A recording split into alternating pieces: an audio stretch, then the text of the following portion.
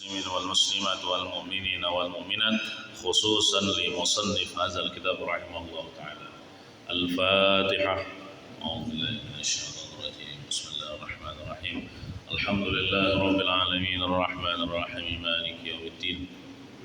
إياك نعبد وإياك نستعين اهدنا الصراط المستقيم صراط الذين أنعمت عليهم غير المغضوب عليهم ولا الضالين. آمين. أعوذ بالله من الشيطان الرجيم. بسم الله الرحمن الرحيم.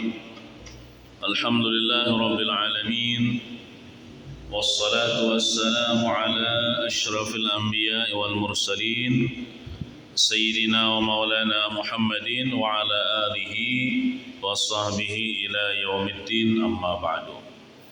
سبحانك لا علم لنا إلا ما علمتنا إنك أنت العليم الحكيم وتب علينا إنك أنت التواب الرحيم واهدنا ووفقنا إلى صراطك المستقيم وعافنا واعف عنا برحمتك يا أرحم الراحمين. ولا حول ولا قوة إلا بالله العلي العظيم. رب اشرح لي صدري ويسر لي أمري واحلل عقدة من لساني يفقهوا قولي. Segala puji tertentu milik Allah Subhanahu wa taala yang telah mengumpulkan kita di tempat yang penuh dengan rahmat Allah Subhanahu wa taala ini untuk kita menuntut ilmu agama dengan niat mengharapkan keridhaan Allah Subhanahu wa taala. Salawat dan salam semoga senantiasa Allah sampaikan kepada junjungan kita Nabi besar Muhammad sallallahu alaihi wa ala alihi wa sahbihi wasallam. Allahumma salli wa sallim ala Sayyidina Muhammad wa ala ali Sayyidina Muhammad. Marilah kita berniat i'tikaf. Bismillahirrahmanirrahim. Nawaitu an a'taqifa fi hadzal masjid sunnatan lillahi ta'ala. Halaman 10. Kita ulangi sedikit. Baris keempat. Bismillahirrahmanirrahim. Qala al-musannif rahimahullahu ta'ala wa nafa'na bihi wa bi jami' ulumihi bid darin amin. Pasal pertama menerangkan tentang hak-hak istri pada suami.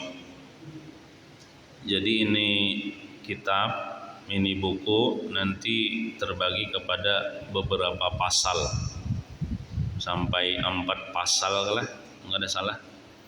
Jadi pasal pertama daripada bagian kitab ini nanti menerangkan tentang hak-hak istri pada suami. Artinya kita sebagai seorang suami punya istri, ada hak-hak istri kita yang wajib kita tunaikan. Namun kada kita tunaikan berdosa kita. Nah, di sini nanti ada dijelaskan apa hak-hak istri yang harus ditunaikan oleh suami. Nah, sini sudah disampaikan berdahulu, yakni kewajiban suami untuk menggauli istri dengan baik. Jadi si suami wajib mempergauli istri dengan baik. Dalam berumah tangga itu jangan jahat lawan bini, jangan memukul bini, jangan menzalimi bini. Pokoknya yang bagus-bagus tuh bang, berlaku kepada bini seperti pepandir dengan lemah lembut dan lain sebagainya, berakhlak mulia gitu. Memberi nafkah wajib juga.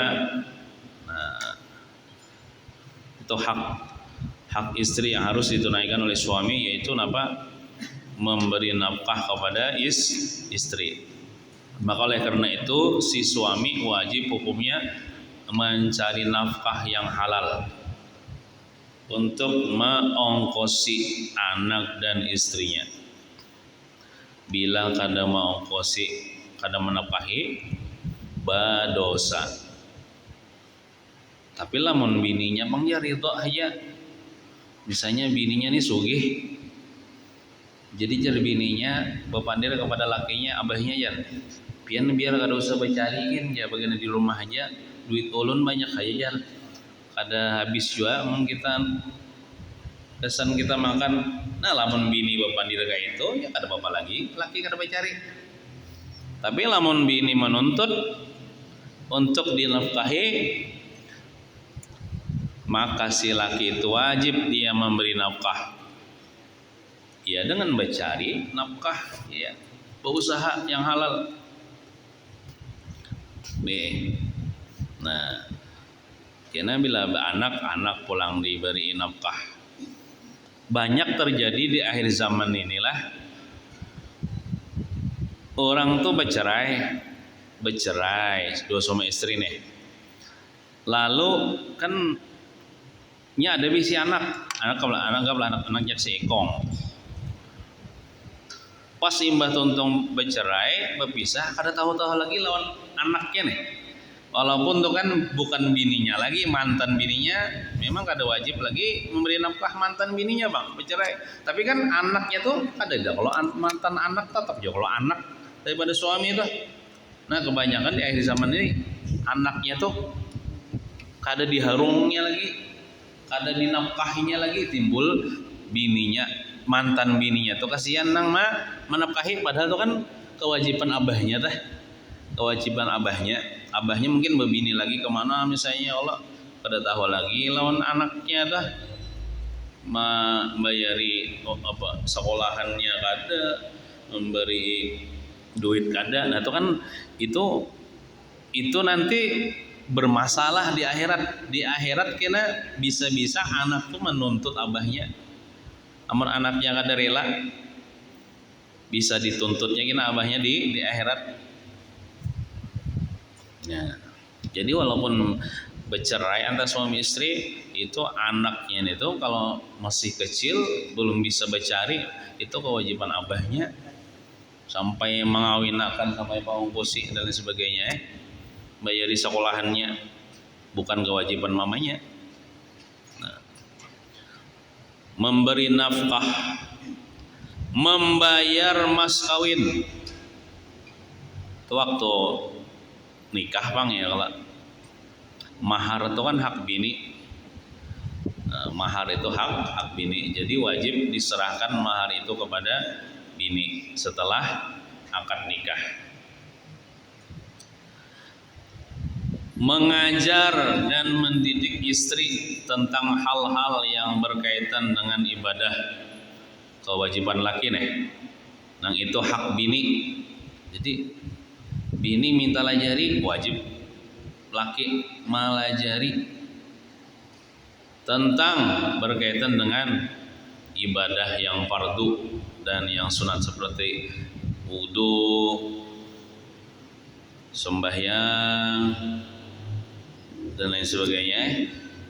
Nah, bila bisi bini tah harus dilajari tah bab wudu, bab sembahyang, karena bila bini itu kada bisa berwudu, kada sah wudunya, atau kada berwudu lalu kada sembahyang lalu inya kada inya je seorang menanggung dosa, karena inya bisi lakinya dapat dosa juga. Sebenarnya sebelum kawin bang, kita tuh harus berilmu supaya kita sudah bisi bini nyaman melajari bini. Amun kada sanggup melajari bini tentang ilmu fardu ain, maka bini itu wajib mencari majelis taklim untuk dia belajar akan ilmu fardu ain seperti masalah wudu dan sembahyang. Nah, lakinya apa nggak bisa melajari misalnya di rumah. Nah, kalau bini itu sudah dilajari lakinya di rumah masalah fardu ain, maka bini itu kada boleh lagi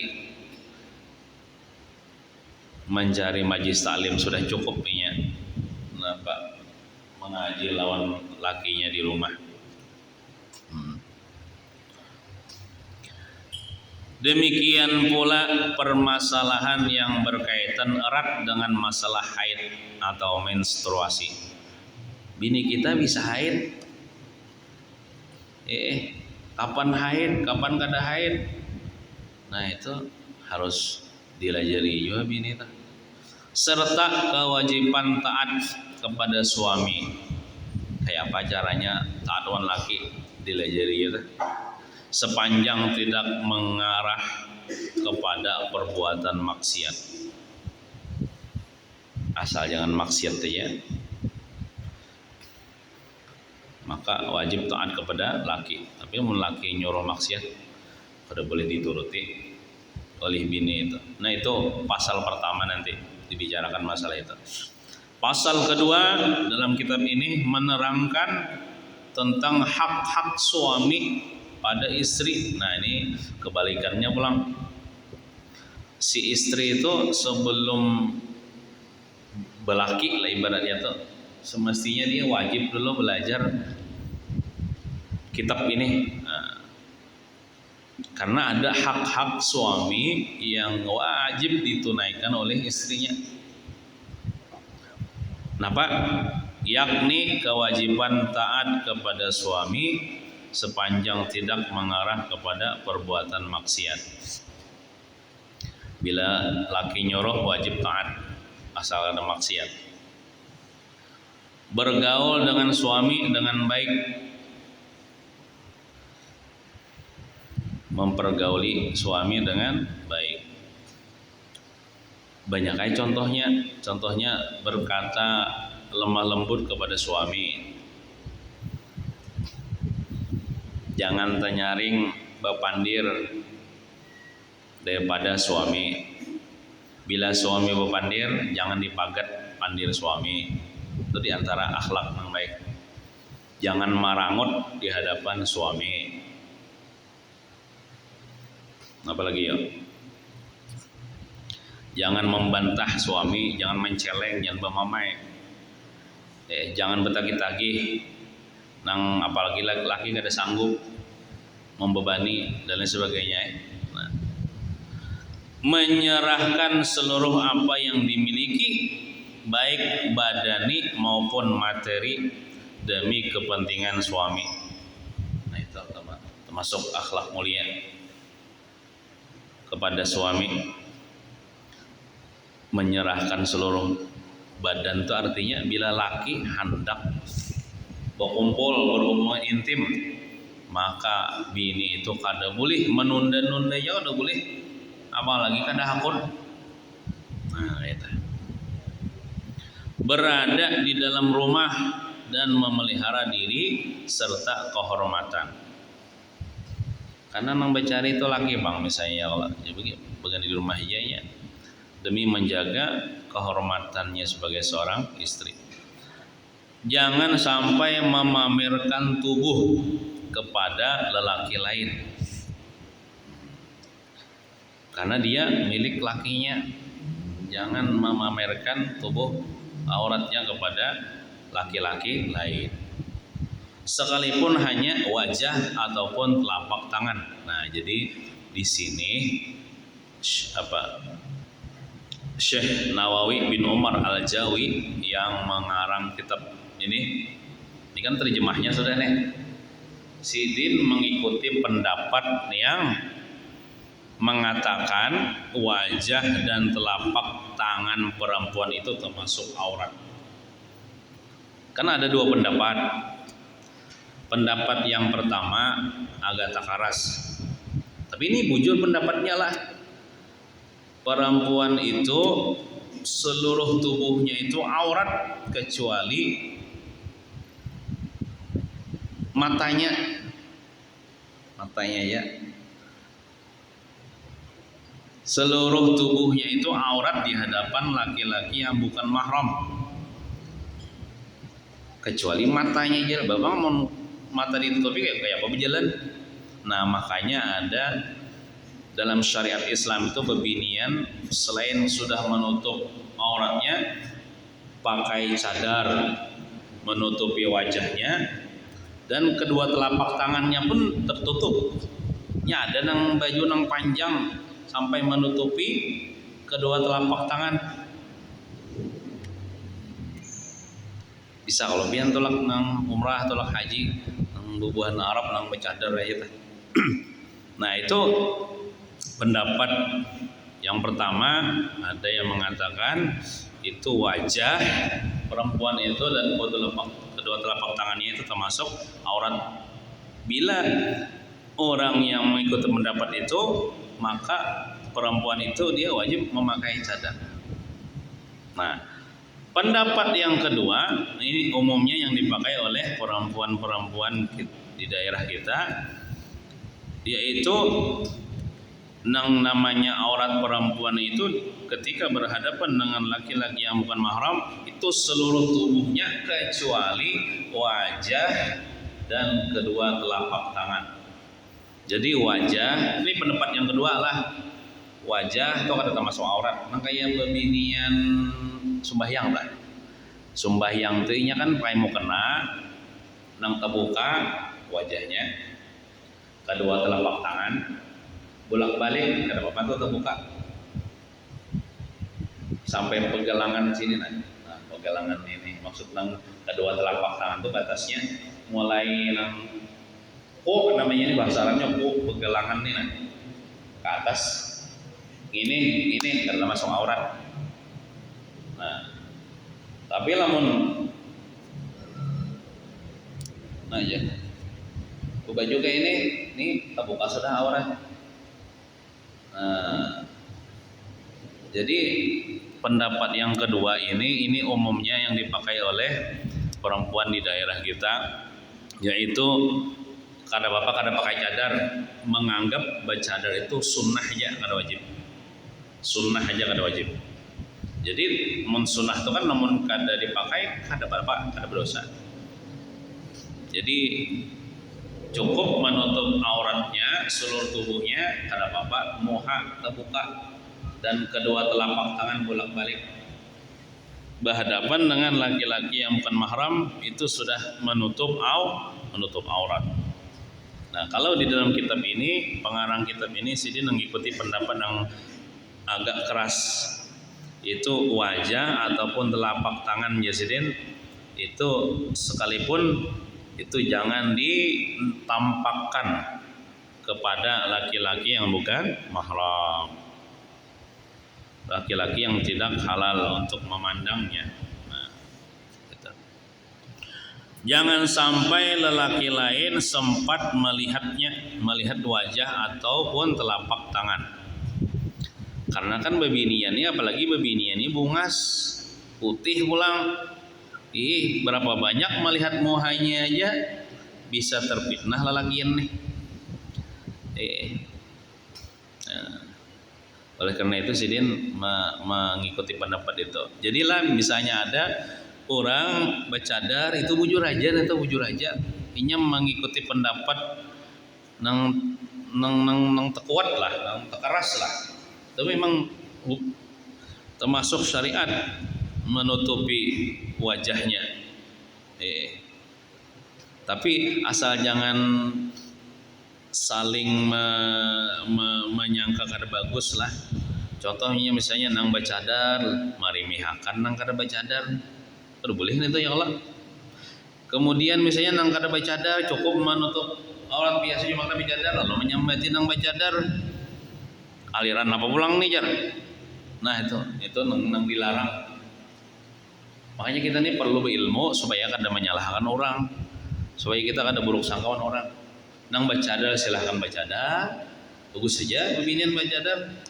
Tapi lamun kada bacadar, ya kada apa-apa. Ada aja apa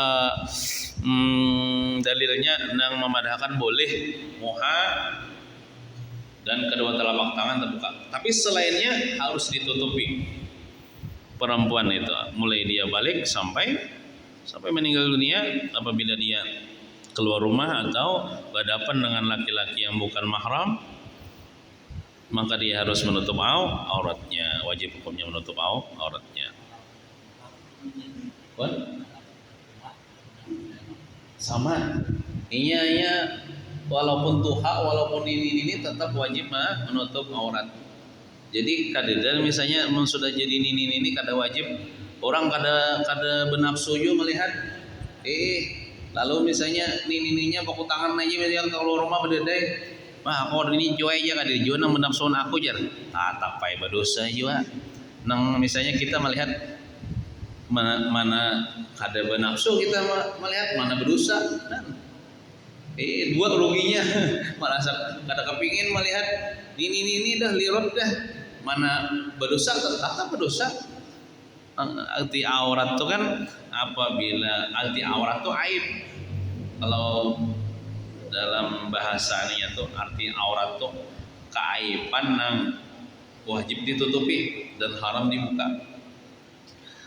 Pokoknya menutup auratnya mulai balik sampai mati ya, sampai tuha, sampai jadi ini. Nah.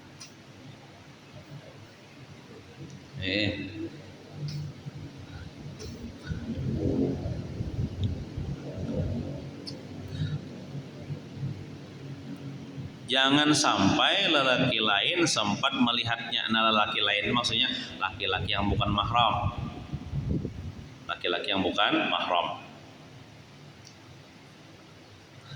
Amun lakinya seorang kan apa melihat dia, atau abahnya seorang atau dangsanaknya seorang.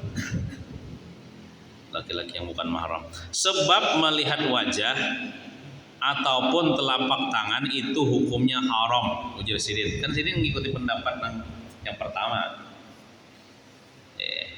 yang mengatakan wajah dan kedua telapak tangan perempuan itu aurat. Maka kita nih kada boleh melihat. Sebenarnya walaupun kita ngikuti pendapat yang kedua, mayoritas di daerah kita perempuan kita pinanya tapi ada nang bacadarnya ya lah paling sekon dua ikong bacadar. Tapi bila kita lalakian ya ketemu dengan perempuan yang kada bacadar, tetap aja kita jangan mencangi muhanya. Haram hukumnya menjanaki muhanya. Jadi ibaratnya bila tetamu tuh misalnya di biska di mana tetap ya kita tuh memalingkan pandangan kita, jangan mencangangi, jangan mencangangi muhanya, apalagi muhanya bungas pulang, bungas pada biniku di rumah ya saya dalam hati.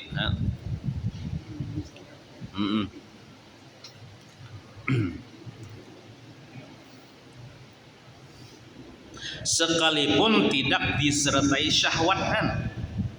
Contoh kayak bini nang nini tadi tuh ada.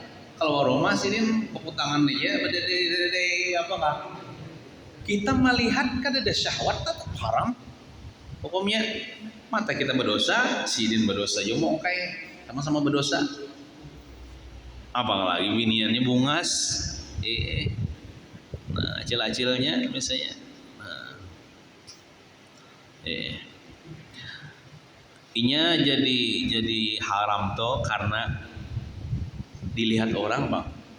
Coba kalau di padang hutan misalnya biniannya ini hidup sendirian aja, biar berarti layak inya ke situ kemari. Kan ada yang melihat kan haram.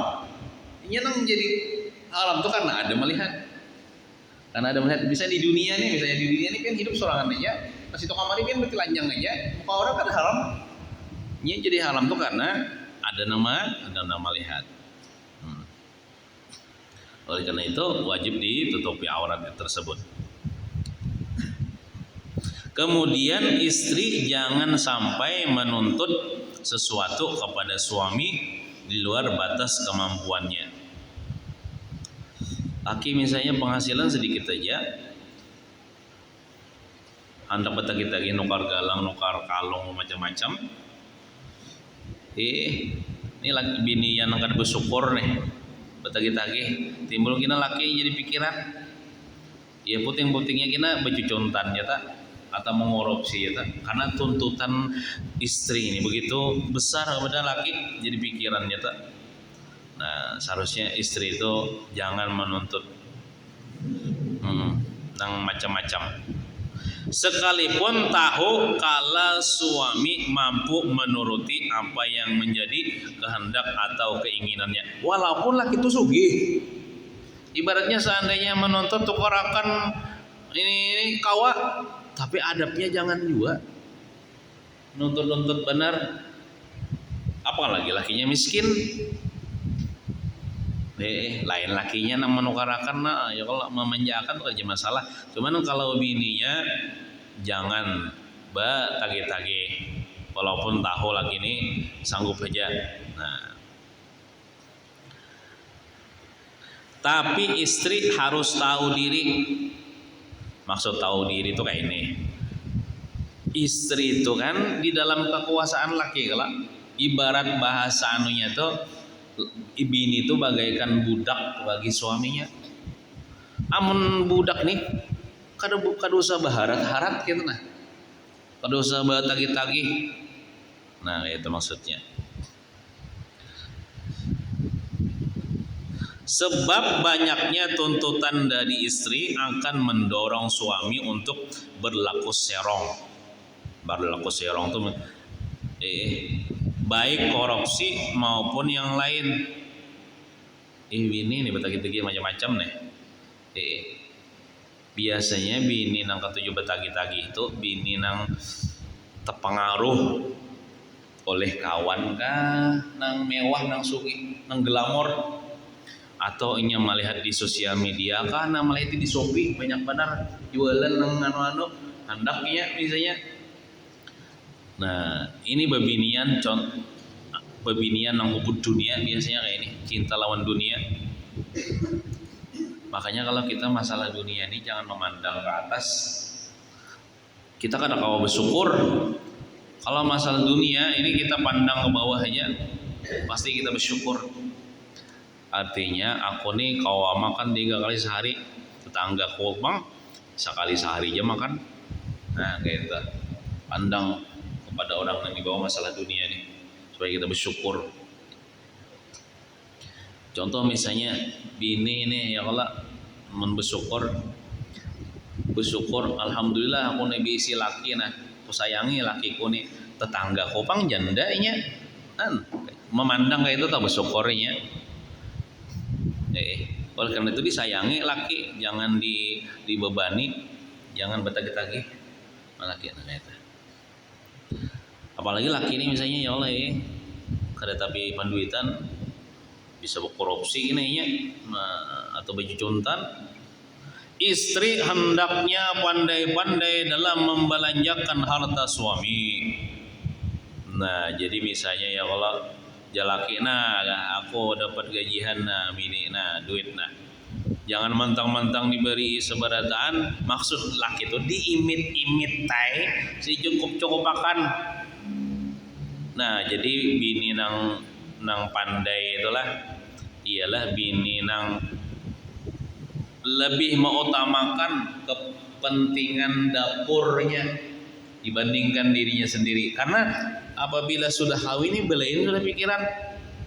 Mungkin waktu bujang memikirkan diri sendiri aja, ya kalau kada bapak misalnya anak nukar baju, nukar anu. Tapi kalau sudah kawin, bisi suami, bisi anak pulang, dia lebih mengutamakan suami dan anaknya dan kepentingan dapurnya. Jangan lagi nang gaya hidup bujangan tuh dibawa tetap dalam rumah tangga, camuh kira, timbul kira inya nukar nang macam-macam nang gesan inya beres, kan nukar lagi, iwak kan nukar lagi dan lain sebagainya. Timbul kada bisa mengatur apa nang keuangan dalam rumah tangga. Timbul kira kada cukup sebulan. Belum lagi gajian habis sudah seminggu. Nah, kalau anda bisa kawan gitulah. Dan alhamdulillah wah ini bercerai dehnya. Kenapa? Dapat gaji lakinya nih dijolong ke bininya 3 harinya habis. 3 hari habis. Nah, alhamdulillah wah ini bercerai maksudnya. Salah satunya itu bininya nih boros karena terbiasa hidup senang. Waktu ininya bujang terbiasa hidup mewah. dibawanya kemewahan, gaya-gaya hidup mewah tuh dalam rumah tangga arau tuh kada bertahan lama rumah tangganya. Kalau rumah tangganya selesai itu diantaranya tuh bosan dah lakinya nih, kada bisa mengatur keuangan. Nah, jangan sampai memanfaatkan harta haram yang diperoleh suami. Contoh misalnya laki nih menggawi nang haram, itu bini itu harus jangan menyetujui ya Allah. Di mana kau lihat durian nih jar, aku menyuntan jar. Nah itu harus ditangati, harus dinasihati. Laki itu jangan didukung, karena itu haram. Jadi dinasihati, kada apa-apa abahnya ini kita nih hidup sederhana, pian gawian pian nang sederhana itu kada apa-apa, asal jangan kita becucuntan. Nah itu kenapa jangan masuk neraka yang makan yang haram. Amun bini nang hubud dunia tu cinta kepada dunia tu kada pedulinya. Lakinya ni nang haram karena subhat kah, nang halal kada pedulinya, bahkan didukungnya. Nang haram didukungnya. Nah jangan. Dan ketika sedang haid tidak boleh bohong kepada suami. Contoh misalnya laki hendak berhubungan intim, tapi biniannya haid, jujur ulun haid abahnya. Nah gitu kan kada boleh kalau haid berkumpul sama istri. Kalau misalnya kada purun laki nih anak kasihan lawas seminggu sudah begawi nyaji datang kada terasai lalu layani ya ini haid deh, itunya berbohong dalam masalah haidnya berdosa. Jadi jujur kalau masalah haid, bila haid pada haid. Nah atau misalnya nang kada haid pada kada haidnya bisa juga bini ini pinakoler melayani laki ulun haid ya pada kada timbul lakinya kada jadi nah itu kan berdosa tuh, dosa besar. Jadi jujur hingga ya, tidak boleh bohong kepada suami hingga kemudian suami mengumpulinya. Nah dikira laki kada haid saya padahal haid, timbul mengumpulinya. Nah seandainya berkumpul waktu haid itu terjadi hamilnya, maka anak itu bisa berpenyakitan ya, bisa berpenyakitan. Nah, kan haram lo mengumpuli bini waktu bini haid. Atau misalnya bini tuntung sudah haid, tapi belum mandi wajib lagi bini, haram juga mengumpuli bini. Jadi betuntung kalau ada haid habis sudah ya Allah mandi wajib dulu bini, hanya berkumpul suami istri. Mandi wajib dulu bininya, mandi batotong haid hanya berkumpul suami istri. Kita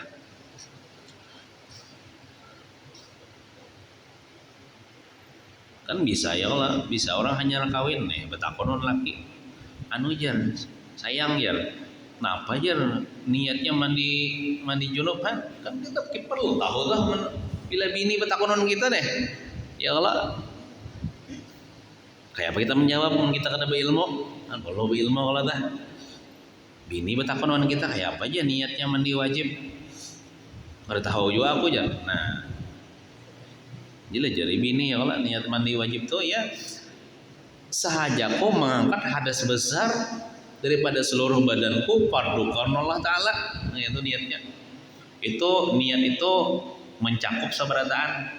Imbah tontong nipas kah niat ngintuk bisa juga dipakai, imbah tontong haid kah bisa juga, imbah tontong pokompol suami istri kah junub bisa juga dipakai itu.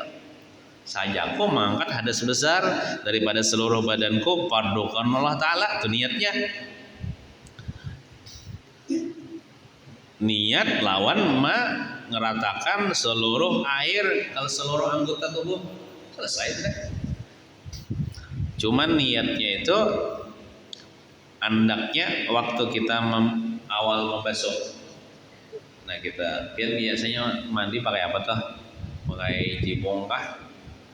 Pakai shower kah? Pakai selang kah? Jadi kalau pakai shower, pakai selang. Nah, karena akan dulu banyunya ke awak hanya niat saja kau mengangkat hadas besar daripada seluruh badan kubar doa Allah Ta'ala anu akan air lagi yang mana aja dah mentahu namun kada tahu ya bingung ditapo di bini ina misalnya tah orang nanya kawin lah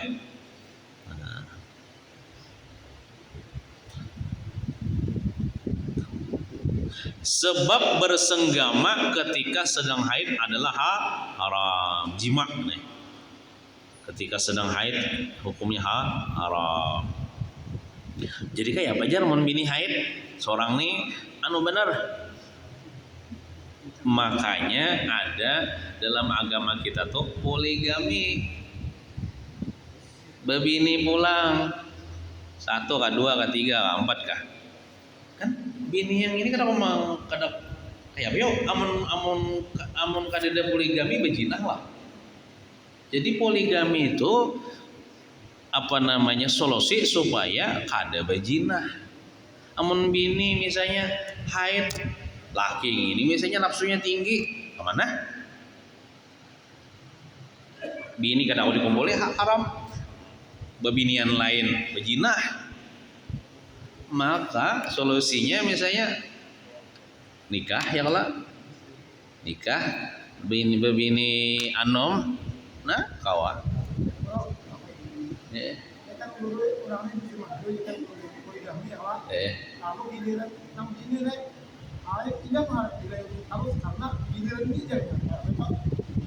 digawinya kan karena artinya haid lakinya giliran kesini kalau kayak orang giliran haid kan kalau dia yang itu tidak boleh tetap jadi arti manggilir itu kayak ini manggilir itu kada mesti jima. Jadi misalnya kan bisi bini dua misalnya kan harus adilnya dalam menggilir itu kan mesti jima misalnya ya tiga hari di rumah bini toha 3 hari di rumah bini ano kina 3 hari pulang 3 hari 3 malam dengan bini toha jadi pas karena giliran gini bini toha misalnya 3 hari itu bini kadang mesti jima. Yang penting mamalami bagana di situ. Bahwa amun jima terus pian lah bisa anu jual intok jual. Ini 3 malam 3 kali jima, ini 3 malam 3 kali jima. Karena keanuan jual. Jadi jima itu kan mesti nang pas yang hendak kayak yang penting mamalami. Apalagi haid orangnya jangan dikumpuli, yang penting mamalami. Nah saranjang pelukan boleh aja giliran pas giliran datangi jadi pas giliran tuh lah kada boleh tuh walaupun ada hujan kada boleh tuh nang ini di rumah bini anom misalnya malam ini hendak giliran bini tuh pas hujan hari tatap hujan tuh walaupun hujan wajib inya datang walaupun banjir mun kawal lagi berkunjung wajib punya mendatangi bini itu karena gilirannya itu. Poligaminya udah nafsu aja jadinya. Iyalah. Yang penting kan yang penting nafsunya kadang haram. Kan kita nih bisi nafsu berataan. Cuman nafsunya ini kalau disalurkan kepada yang halal jadi pahala. Kalau kepada yang haram zina. Iya kalau nafsu kita berarti bisi nafsu namanya manusia. Cuman nafsu kita ini supaya jangan tagawin haram maka poligami. Nah, amun misalnya aku hendak kawin pulang ya ikam mangkada kok malayani ya aku nih sementara yang ini kena ikam haid bininya nih hamok nih pokoknya hamok macam-macam ya hamok ya kalau pacah tapi dan lain sebagainya ini asa ceroboh panglon nih bepandir nih boleh aja mun kayak itu pakai tangan bini pakai tangan bini paham aja kalau kan kada boleh kemaluannya karena kalau kemaluannya haid pakai tangannya bang boleh pakai tangannya boleh juga sambati aja biar kayak montongnya nggak boleh aja. Kan seluruh tubuh istri kita tuh itu tempat bernikmat-nikmat bagi kita suaminya.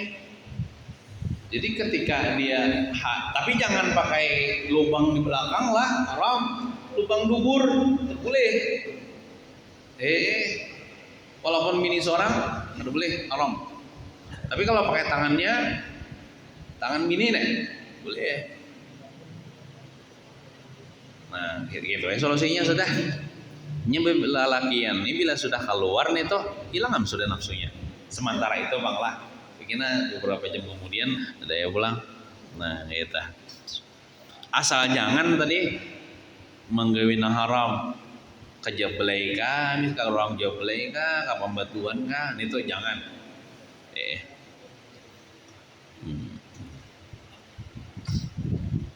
Ada aja solusinya lah. Kalau memang suci, segera memberitahukan kepada suami. Nah, catatkan tadi toh, aku hendak jar lagi, ulun lagi haid jar. Kena elah jar ribet untung haid, ayo aja laki sabar ya aku dulu. Padahal kau aja bang tadi pakai tangan bini ya, kalau ibaratnya tak, cuman laki aku hendak itu aja jar, hendak itu aja jar maksudnya. Kena aja. Nah, pas sudah sehari 2 hari habis. Darah haid keluar dah, mandi, nah lah kasih habari laki, mungkin laki anak benar dah. Nah, segera memberitahukan kepada suami, barangkali dia membutuhkannya. Nah, membutuhkannya ya Allah. Jadi gitu pasal kedua kita bicara masalah itu. Ini ibaratnya selingan-selingannya masih lagi. Nah, pasal ketiga dalam kitab ini menerangkan tentang keutamaan salat di rumah bagi seorang istri daripada salat berjamaah di masjid. Ini sudah sampaikan kalau kemarin waktu yang haul zaman kan. Ya kalau sudah sampaikan dan bebinian mau sampaikan juga karena bebinian hari Senin itu yang ini juga kitabnya. Nah jadilah bebinian ini harus tahu juga sembahyang di rumah atau sembahyang wajib tuh di rumah. Walaupun kan ada berjamaah, sembahyang sorangan aja di rumah itu lebih gonol pahalanya daripada dia sembahyang ke masjid walaupun berjamaah bersama Rasulullah. Nyamannya. Jadi jangan tak salah. Di masjid jar berjamaah gonol pahalanya begini. Nah, luput. Enang gana tuh lain lelakian lah sebaliknya lelakian itu gana sembahyang ganal pahala sembahyang berjamaah di masjid daripada sembahyang sorangan di rumah. Kalau bebinian sebaliknya. Namun sudah tahu nih bebinian lah, ini ada hadisnya kita sebelah ini kena. Namun sudah tahu tuh bebinian bahwasanya sembahyang di rumah itu lebih ganal pahalanya daripada sembahyang ke masjid berjamaah. Tetap ini misalnya ke masjid berarti nya tuh beribadah karena hawa nafsu. Bukan karena Allah, bukan karena berdasarkan ilmu. Tetap sembahyang ke masjid. Cuman kita tidak boleh melarang. Ujar Nabi, kada boleh kau melarang perempuan dia sholat di masjid, silakan. Cuman bagi perempuan, lamun hendak gonol pahalanya, sembahyang di rumah aja sorangan, walaupun ada jemaah. Pahalanya berapa kemarin? 20 berapa derajat gitu lah. Itu kan sembahyang wajib lah. Sembahyang wajib pula tah. Sembahyang wajib tuh ya nang sembahyang fardu nang Johor, asar, maghrib, isya, subuh. Ini lebih afdal di rumah daripada di masjid. Itu sembahyang wajib tuh. Apakah lagi sembahyang sunat? Lebih lagi afdal di rumah. Termasuk sembahyang sunat apa? Sembahyang tarawih. Nah, sembahyang tarawih bebinian itu sebenarnya gonol pahalanya itu di rumah. Sembahyang wajib aja wajib, sunat pahalanya gonol di rumah, apalagi sembahyang tarawih sunat. Cuman bila ada bebinian tarawih jangan ditangati. Kita menyampaikan keabdalannya aja, bukan melarang orang sembahyang ke masjid. Kita mengatakan ini nang gonol pahalanya, ini nang halus pahalanya, terserah aja lagi memilih. Kalau misalnya, kami dilarang kan bebinian sembahyang tarawih di masjid, kada. Kita menyampaikan nang pahalanya. Amun orang yang pintar, cerdas, dia akan memilih pahalanya nang gonal. Kada usah repot-repot bebinian ini di rumah aja sembahyangnya. Kada usah repot-repot ke masjid. Gonol pahalanya bahkan 23 derajat kah, 25 derajat kah, 25 derajat kah, 27 derajat kah. Nah kalau lelakian kan sebaliknya lah, lelakian ini dia gonol pahala sembahyang di masjid daripada sembahyang di rumah. Sembahyang masjid 27 derajat lelakian. Kalau bebinian sebaliknya. Menerangkan tentang keutamaan salat di rumah bagi seorang istri daripada salat berjamaah di masjid. Kan di sini kata-katanya istri, amun orang bujang bang lebih lagi, lebih lagi perempuan yang bujang yang belum kawin itu lebih disunahkan di rumah lagi. Nah, karena salat di rumah lebih aman. Nah itu yang pertama adalah lebih aman dari kejahilan lelaki lain. Lelaki lain tuh jahil kada mestinya menangkap, kada mesti memperkosa. Nah jangan menjangangi mabungas ya bini anu jahil. Itu jahil sudah mata lelakian tuh. Atau menyirit macam seksinya binian bodinya jangan. Nah, karena inya tulak masjid nih. Binian tuh jahil sudah. Bebinian tuh dapat dosa menyebabkan lelakian malilikinya. Lelakian tuh dapat dosa juga. Kan? Kada aman fitnah lah. Jadi aman di rumah. Dan memang salat di rumah lebih mulia daripada salat berjamaah di masjid. Ini bagi bebinian lah. Sekalipun bersama Rasulullah Sallallahu Alaihi Wasallam, sekalipun bersama Rasulullah, itu lebih abdal di rumah. Apakah lagi nang sekadar bersama kaum aja di masjid.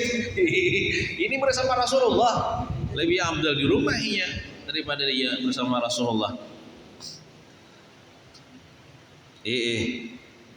Nah apakah lagi nya tuh membantu laki, maksudnya membantu laki nih abahnya sedang-sedang sudah menggawi itu kina-kina ulun menggawi akan pian ke masjid atau misalnya bisi anak halus deh ulun aja mempoi anak halus tuh pian ke masjid abahnya itu kan bini membantu lakinya supaya yang berjamaah masjid kenal lagi pahalanya ya sembahyang di rumah dan juga dia membantu lakinya supaya lakinya salat di masjid kenal lagi pahalanya.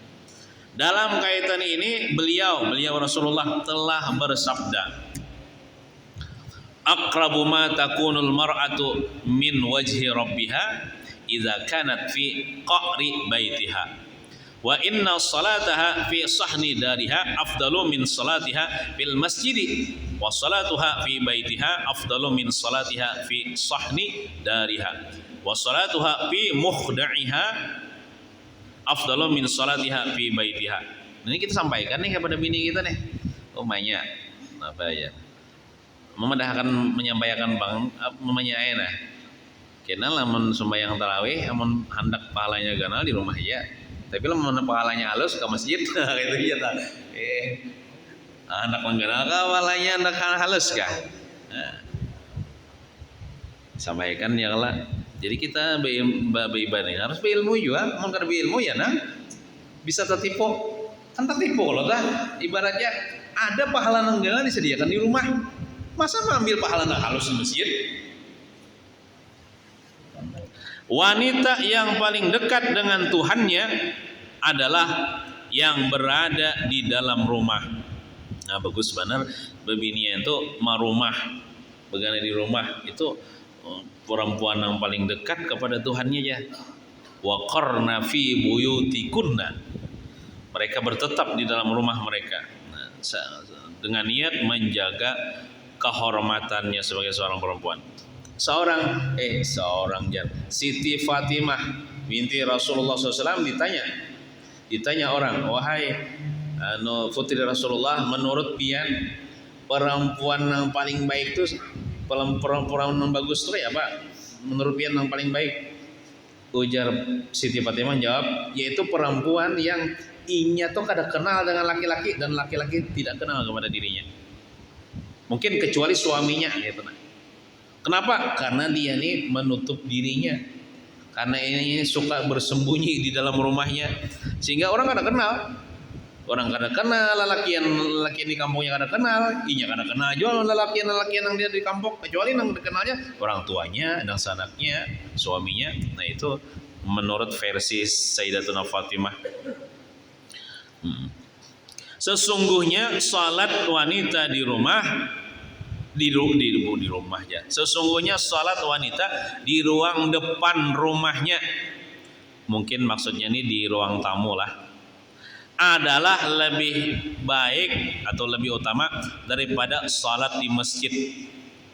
Kan di rumah tuh ada ruang apa tuh? Ruang depan. Amun teras tuh masih di luar rumah lagi. Teras tuh ambin bahasa pelatar lah. Itu masih di luar rumah. Nih di dalam rumah ada ruang tamu. Nah, kemungkinan nih di ruang tamu.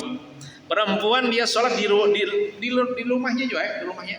Cuman di ruang tamu itu lebih baik dia sholat daripada dia sholat di masjid. Artinya lebih baiknya lebih gonol pahalanya daripada dia sholat di masjid.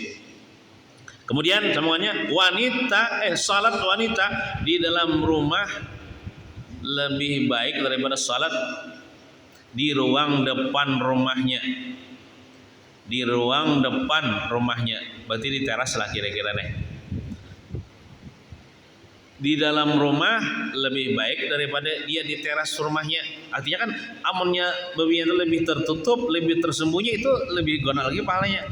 Nah, dan salat wanita di dalam kamar pingitan, di kamarnya, kamar pribadinya, adalah lebih baik daripada salat di dalam rumah. Maksud di dalam rumah itu di ruang tamu. Ini ada ruang tamu, ini ada kamar, dia sembahyang di kamar. Kalau di kamar kan lebih tertutup. Amun di ruang tamu ini bisa aja orang lalu lalang nang di rumah itu. Ini di kamar. Artinya ini hadis menunjukkan kalau perempuan tuh lebih menyembunyikan dirinya, lebih tersembunyi, dia salat dan kegiatan-kegiatan lainnya itu lebih gonal pahalanya daripada salat di tempat lain.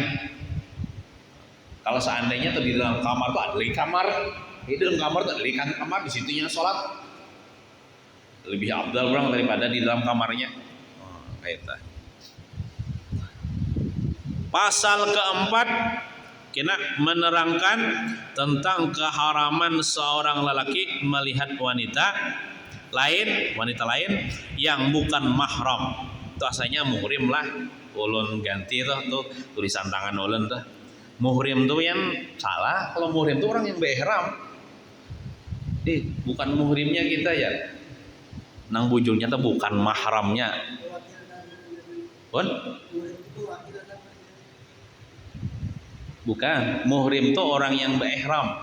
Kalau kalimatnya muhrim mim ha ra mim. Muhrim barisnya nih. Muhrim itu maknanya orang yang berihram, orang berhaji berihram. Tapi jadi nang bujurnya tuh wanita lain yang bukan mahram. Arti mahram tuh kan mahram dulu. Arti mahram tuh nang haram dinikahi. Berarti kalau wanita yang bukan mahram, berarti wanita yang halal dinikahi. Ya wanita ini ada nang mahram, ada nang bukan mahram. Wanita mahram itu wanita yang haram dinikahi mama kita. Kita kan haram, Pak. Terus boleh nikah sama mama kita. Nini kita. Itu wanita mahram. Siapa lagi? Anak perempuan kita. Itu wanita mahram. Terus boleh kita nikah. Binantu perempuan kita. Bintuha perempuan kita itu perempuan yang mahram. Anak kemanakan biasanya ada perempuan. Itu kita cucu perempuan atau mama tiri atau anak tiri perempuan, itu perempuan yang mahram. Nah, ada namanya perempuan yang bukan mahram. Berarti kalau bukan mahram itu selain yang lo sebutkan tadi, ya perempuan yang kita boleh nikah. Kayak bini kita tuh sebelum kita nikahi itu perempuan yang bukan mahram bagi kita. Artinya boleh kita nikahi. Cuman selama kita kada nikah dengan perempuan itu haram kita memandang.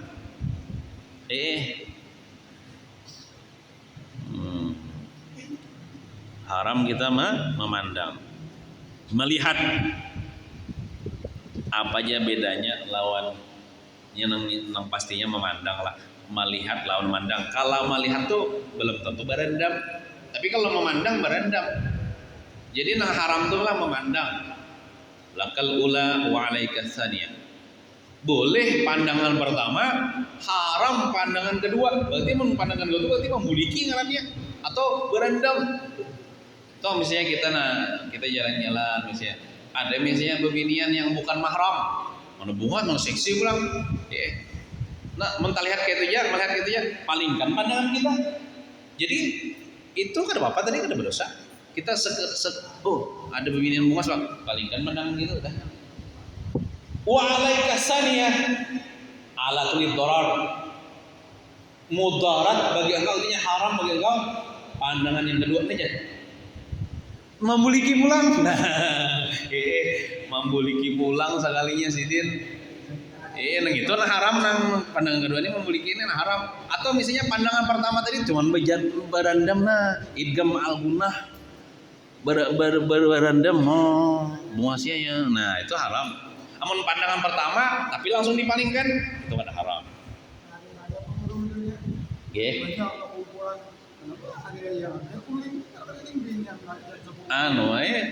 Ini gitu nah. Napa orang tunduk ngantuk kah? Aku nih jujur aja Bang menjaga pandangan nah.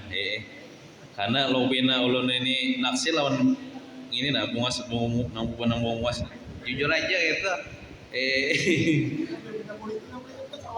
Nah, itu nanti kita jelaskan juga masalah basalaman boleh aja tapi balapik. Balapik. Jadi amannya lah bila hari raya itu biar tukar kaos tangan dulu. Nah, puruk kaos tangan. Sebutingnya kan kaos tangan angkat kanan aja. Kan biar iya kan bapak juga Bang. Amun kita ya lawan laki bebinian bukan mahramnya. Itu kan kada tergantung kada bapak. Kada bapak. Ini lowena nang inya nah menyeruduk kita bersalaman nah.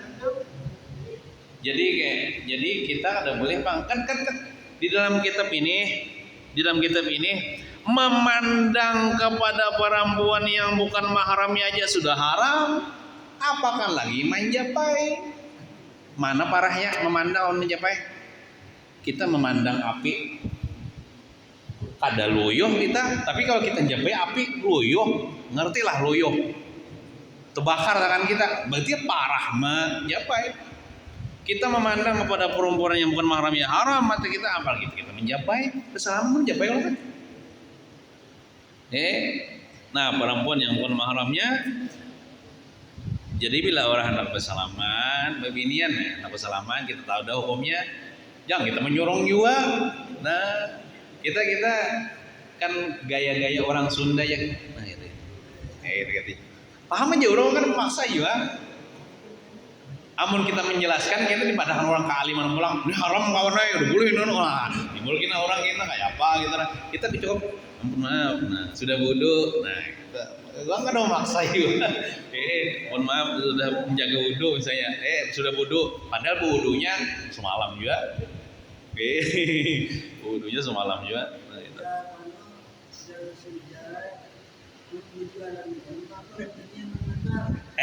Jadi ada pengecualian kan dalam kitab ini kada boleh tadi melihat memandang kepada perempuan yang bukan mahram kecuali pada empat keadaan.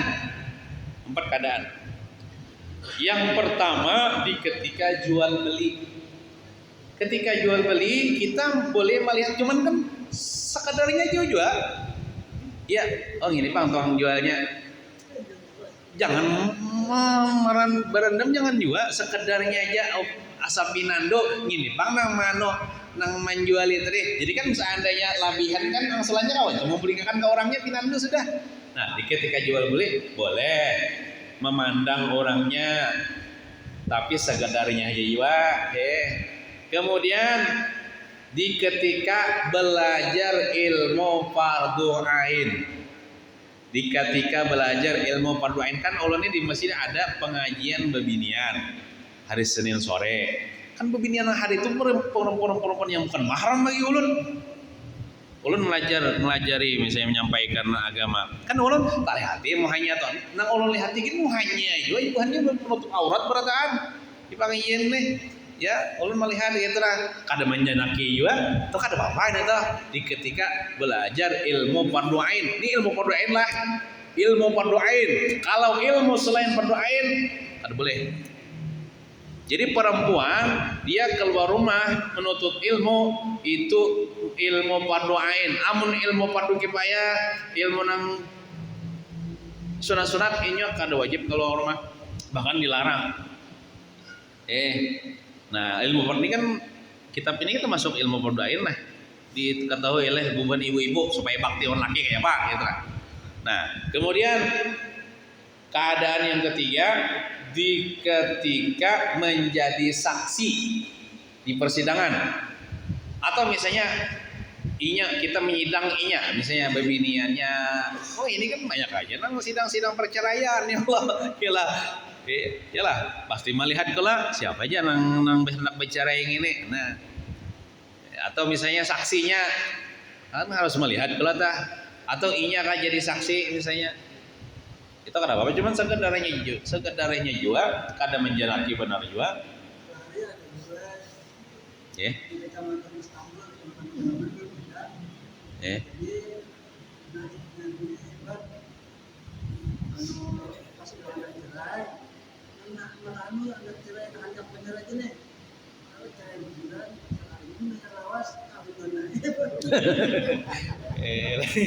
lucu ya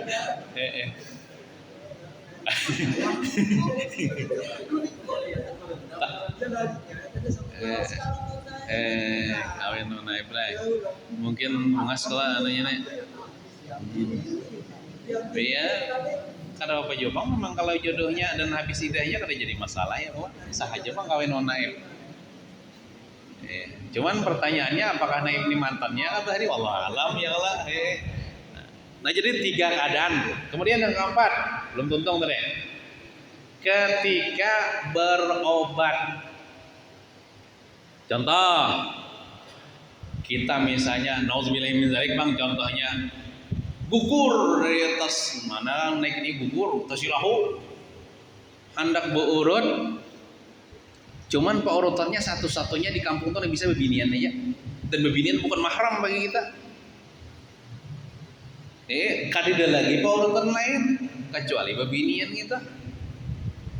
Nah maka beurut ini kada sekedar melihat menyampainya lawan membatis kita nang bangkak toh. Nah itu diperbolehkan kalau apa tuh di medis keperluan medis atau pengobatan boleh.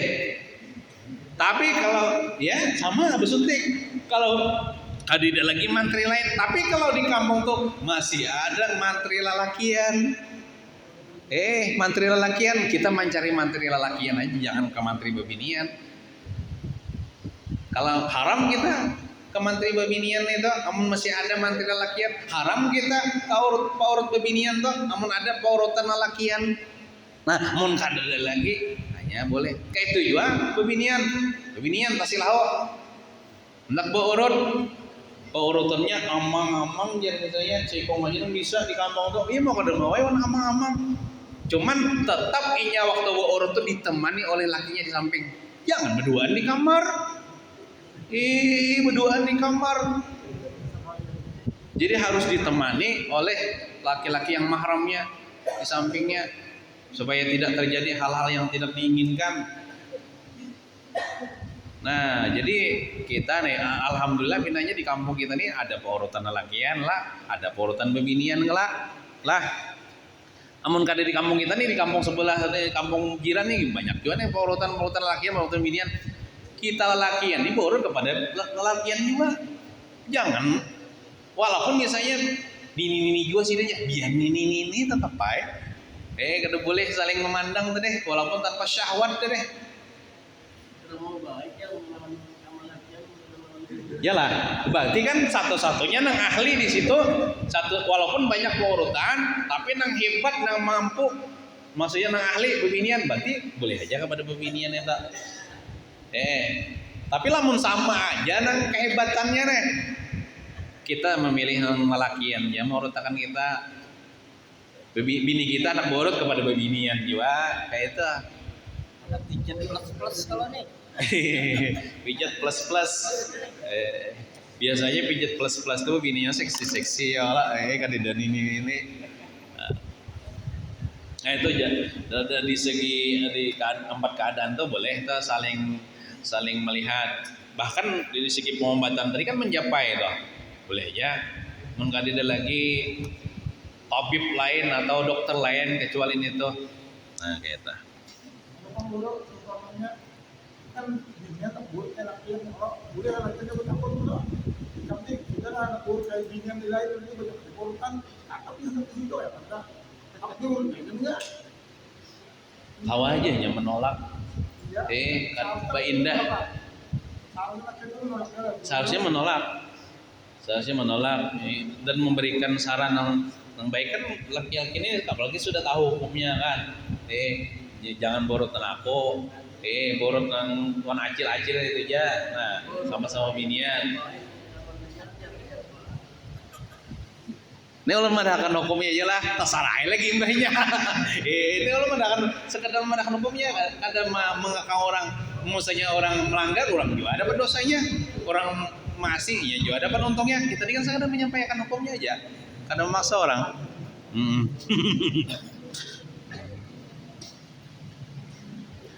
Nah lewat dah waktunya nah, mungkin situ lah. Wallahu alam bissawab. Al-Fatihah. أعوذ بالله من الشيطان الرجيم بسم الله الرحمن الرحيم الحمد لله رب العالمين الرحمن الرحيم مالك يوم الدين إياك نعبد وإياك نستعين اهدنا الصراط المستقيم صراط الذين أنعمت عليهم غير المغضوب عليهم ولا الضالين آمين بسم الله الرحمن الرحيم الحمد لله رب العالمين والصلاة والسلام على أشرف الأنبياء والمرسلين وعلى آله وصحبه أجمعين اللهم انفعنا بما علمتنا وعلمنا ما ينفعنا وزدنا علما وارزقنا فهما والحمد لله على كل حال ونعوذ بالله من احوال اهل النار ربنا اتنا في الدنيا حسنه وفي الاخره حسنه وقنا عذاب النار وصلى الله على سيدنا محمد وعلى اله وصحبه وسلم الحمد لله رب العالمين تقبل الله منكم ان شاء الله.